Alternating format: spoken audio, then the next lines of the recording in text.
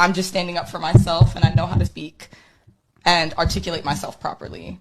People, on the other hand, get quickly intimidated by that because they don't have the same ability to speak for themselves the way that I do. You know, I would say I don't think it's intimidation.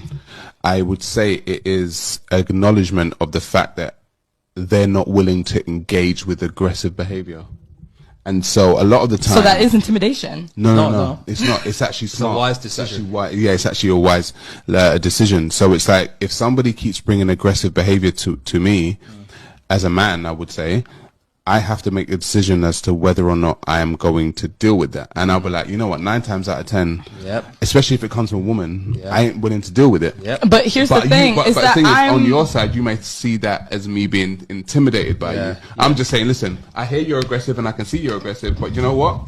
Go give that to someone else. There is nation. I ain't got time for it. There is a nation. Ladies, one day you'll wake up and stop lying to yourselves and actually just go to therapy and deal with all of your childhood trauma, because that's exactly what this young lady is saying. And this man, he's simply saying that the majority of us, not all, because some of us will actually date y'all or be with y'all while you're in this traumatized state, but the majority of us aren't. But this man is simply saying that we have standards. See, we can see that you're still a traumatized little 7-year-old, and when you're in front of us, you don't see us. You either see your narcissistic, gaslighting, dismissive mother yelling at you, telling you to stay in the child's place, or your father leaving out the house and never coming back. All of those abandonment issues that you have, all of that trauma you're dealing with, we didn't do it. But you expect us, people with standards, to actually tolerate something that you won't go get help for. We did not do this to you. You didn't start dating us and having boyfriends and dealing with us until at least 14, 15, or 16. The actual trauma happened when you were 5. Were we around when you were 5? No. The actual trauma happened when you were 9. Deeper Discussion card game is meant to give you and other players deep understanding of how we all deal with relationship, when or if things get serious. So have fun. Question number 1. What is the one thing you wanted but didn't receive when you were young? Name a time when money was the main factor why a relationship went bad. What is the most annoying attribute about the opposite sex? Deeper Discussions Dating Edition. Again, these cards are good for vetting a potential boyfriend, a potential girlfriend, a potential husband, a potential wife. It'll even tell you what's wrong with your sneaky link. If you and your sneaky link need to have a conversation, these are the cards. And you can fix yourself and figure out the why. Actually, these cards are so soft and silky, by the way. Like they ain't gonna get really wore out. Durable. Were we around when you were 9? No. So why do you think we are actually going to tolerate all of this crap that somebody else did to you? Let me break down what happened to you. You either have a disorganized attachment style, an anxious attachment style, or an avoidant attachment style, while we're walking around with a secure attachment style. Do you think a man with a secure attachment style is going to deal with a woman with a dysfunctional attachment style? The answer is no. And this is something else that you might have an issue with. It's something called maladaptive social cognition. So she starts this off by saying, I'm just standing up for myself, right? Now, you're dealing with a man. What do you need to stand up for yourself for? Because, like I said, a lot of you women, you don't see the man in front of you. You see the person that hurt you in front of you, and it isn't a man. It's your mom. It's your aunt. It's Uncle Jimmy when he did A, B, and C to you. That's all you see when you see us. So let me give you some examples of maladaptive social cognition. 1, you catastrophize every situation in your life, which means every small thing, you get a flat tire, you're like, oh my God, you catastrophize literally every situation and make it worse than it actually is. 2, you get offended easily. 3, you feel this insatiable need to speak up for yourself. Isn't that exactly what the young lady said in the video?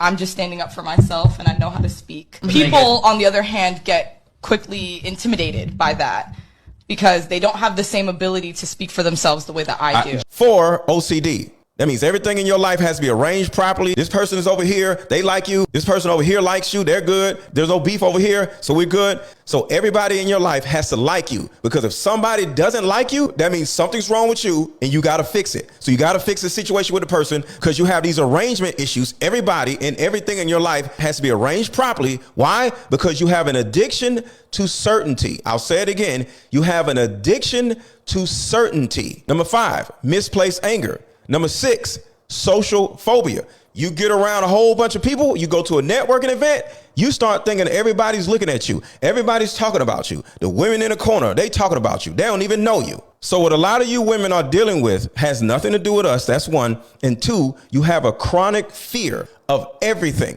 Everything scares you. Everything makes you anxious. You can't slow down. You can't even sleep at night. You can't even sleep at night. But you want to blame us when you're awake. What about when you can't sleep? You blame us for that too? And a lot of you have a low-key drinking problem. Every time you go out, you got to have a drink. And every time you come home, you got to have a drink before you go to sleep. And if you don't have a drink before you go to sleep, you can't sleep. So in other words, this young woman, just like a lot of you also, are living in perpetual survival mode, thinking that one of us is going to come down and climb that big wall that you have up, or either tear it down and come save you. No, you got to save yourself. Because just like this man said, one, we have options. And two, we have the ability to delineate a traumatized woman.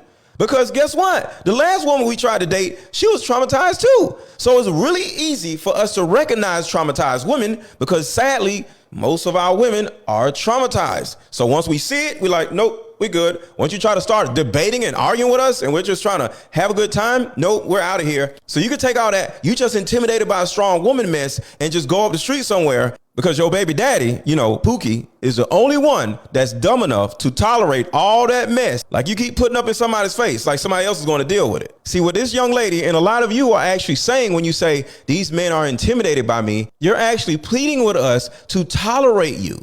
No, go get some therapy or stay traumatized and stay away from us and keep dealing with Pookie.